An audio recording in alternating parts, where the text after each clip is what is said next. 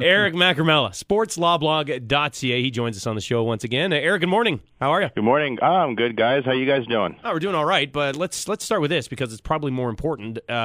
Steven Seagal or Jean-Claude Van Damme in an octagon, who wins that fight?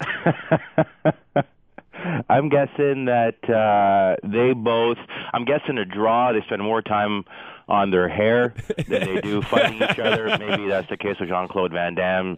Seagal would just, allege there's a conspiracy in Hollywood. That's why he can't find the job. I don't know. That's what I'm guessing. It'd be maybe the first fight ever where there are mirrors lined up around the octagon so they can make sure they at least look good. And I'm guessing Seagal, every time that girl would come in the ring and announce the next round, he'd probably follow her around. Eric, before we get to the NHL and why they're following the NFL lockout so closely, I noticed on your blog yesterday you had posted a list that we were talking about yesterday as well with the top 10 most influential athletes, according to Forbes, I believe it was. Jimmy Johnson, Tom Brady, Dale Earnhardt Jr., Shaq, and Michael Phelps rounding out the top 5. What's the criteria for that list? Because I don't understand it. Yeah, I mean, I looked into that, and according to the report, they assess things like likability and awareness. And again, this was just the U.S., and you had to have been known by 20% of the people that you questioned or more. And for that reason, that's why I said there was no one from Dancing with the Stars on the list. When I looked at the list, while we're in Canada and we're sort of a little bit biased, and we have our own sort of set of athletes that that we like, some people on that list were surprised. I mean, there are 3 guys, in NASCAR. I don't know about your reaction. I was a little bit surprised by that. There is a boatload of NASCAR fans, though, down in the South, and that's the only thing I can come up with is the fact that about 200,000 people go to these events versus the 20,000 or 40,000 that baseball would get. Yeah, it seems like their appeal is very much a niche appeal to certain regions of the U.S., so sort of regional niche appeal. Yeah. Where some of these other guys like Tom Brady or Shaquille O'Neal, Peyton Manning have got an international appeal far beyond the small pockets in the U.S., for example. That's why it was just a bit of a surprise. And I guess Troy Polamalu was on because of the Head and Shoulders commercials. Well, good for him. The one that Dusty and I laughed about is if this was a Canadian list, obviously hockey players would be spattered all over this list, and probably Sidney Crosby at number 1. However, national pastime is baseball in the U.S., and there's no baseball player on there. That's right, and I'd add that Brian Orser at number 2. It was. I'm kidding. That was a surprise. There were the NFL players, there was NASCAR, a couple basketball players, but there was no baseball. So if you're MLB, how do you react to this list? Yeah, that is somewhat concerning. Eric Macramalla with us from sportslawblog.ca. The NHL has filed a friend of the court brief on behalf of the NFL. Please explain to us what that means. Yeah, it's sort of just a buddy brief, basically, or as I told someone yesterday, a homie brief. The NHL wasn't invited to do this, but when you have cases that have sort of a broad public interest or concern, for example, things like civil rights cases, third parties can try and just get their voice heard. So they can ask the court to go, look, I want to express our concerns here and explain why this goes beyond just these 2 parties.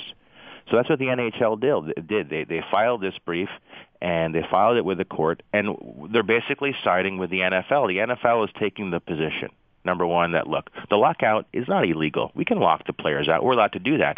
And at the heart of that argument is what the players' union did, and that is decertify or blow itself up. And by doing that, the players are able to sue the NFL for these competition or antitrust violations. And it's a really powerful tool because if the players are successful in suing the NFL for these antitrust violations, guys, the money the court can award can be in the hundreds of millions of dollars. So if the lockout is lifted, this is tremendous, tremendous leverage. And what the NFL has argued and the NHL has agreed with is, look, the union has blown itself up again. They did it last time. They're doing it again. The thing is, when you blow the union up, there has to be this permanence about blowing it up. You can't just do it as a negotiation tactic, and then once you get what you want, you reassemble. So union blows itself up, sues for antitrust violations because they can't do it as a union. And then when they get what they want, they reassemble. So the NFL is saying, that's just not right. That's not bargaining in good faith. because that's what you need to do under labor law in the U.S. And the NHL is saying, you know what, we totally agree, and we have a vested interest in this because we have the same issue.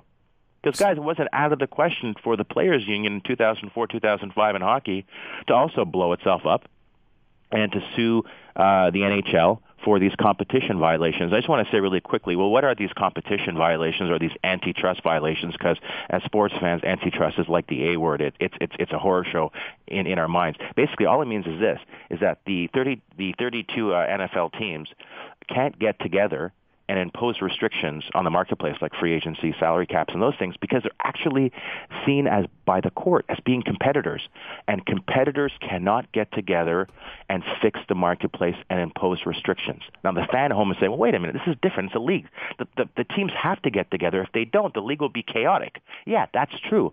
But as far as the courts go and as far as the legislation goes in the U.S. for competition law or, again, antitrust legislation, the NFL teams are seen as competitors. And the second that they impose a salary cap or free agency restrictions on the players, they open themselves up to antitrust violations. When the CBA was in place, guys, the NFL did that. But the thing is, the CBA is like this protective bubble, and it insulates the NFL from antitrust claims. But once you burst that CBA bubble by way of decertification or blowing up the union, all the players are set free, and they can start suing the NFL for these competition violations. Is this some sort of maybe intimidation tactic by the NHL to say they're supporting the NFL and they already know, so don't bother going there with us? It may well be, but I think also it comes out of a concern that if the Court of Appeal lifts the lockout and says, you know what, we're going to side with the players have every right in the world to blow up their union, or the technical term is disclaim interest. They have every right to do that. And it's not, Donald Fear is generally speaking, is known as the smartest guy in the room. He knows precisely what's going on. I think it may be less intimidation and more try and get the law on their side for future CBA negotiations. So try and preserve a decent negotiation stance in future. Eric, let's just get simply to the NFL and where that sits right now. Where are we in that process? In that process, as we know, the lockout is back in place. According to the Court of Appeal, they put it back in place. We thought it was just a really temporary stay that was granted. The lockout was put in place just temporarily, and they would let us know last week if that would stay in place. They haven't. So the next step is June 3rd. The parties go to court and they discuss and address the legality of the lockout. So right now, lockout stays in place, it looks like, until June 3rd in all likelihood. And on June 3rd, the parties are going to argue about the lockout. And if the Court of Appeal keeps the lockout in place, the NFL feels very good about their position because they once again have momentum.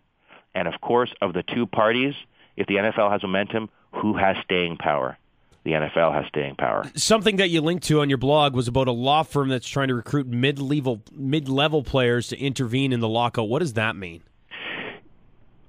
What's important for listeners to remember is that of the 1,900 NFL players, half of that population makes $500,000 or less, and their careers on average do not last more than 3.5 years.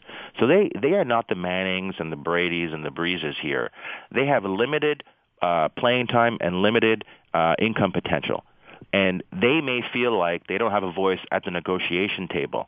So these law firms are trying to collect these guys and get them a seat at the table. And I will tell you this, if you're the NFL, you pull that seat out and get them a latte or an espresso and make sure they're comfortable, because they will help the NFL's case, because what these guys want is a deal. Eric, we really appreciate the time. If anybody wants to follow you on Twitter, how can they go about doing that, man? It's Eric on Sports Law. Excellent. Thanks a lot, man. Pleasure, guys. That is Eric Macramalla from sportslawblog.ca.